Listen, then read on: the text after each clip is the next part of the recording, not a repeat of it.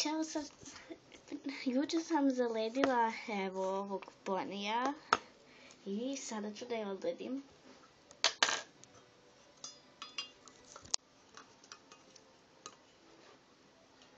Samo sačekajte.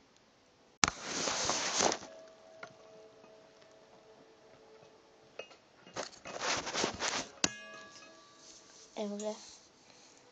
Ovdje je vrela voda i sad ću da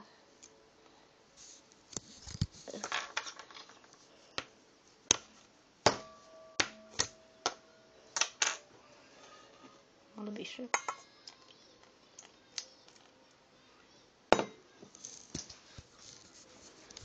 Izvinite ako se nešto čuje.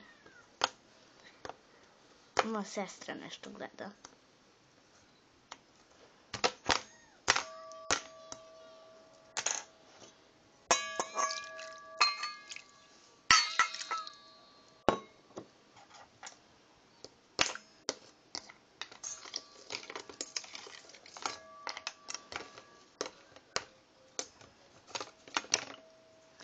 Evo ga još malo pa se bi izvadila iz leda.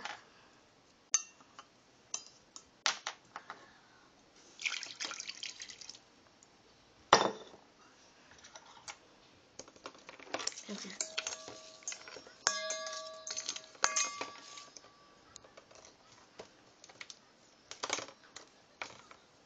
Evo ga. Još uvijek ne mogu da izvadim.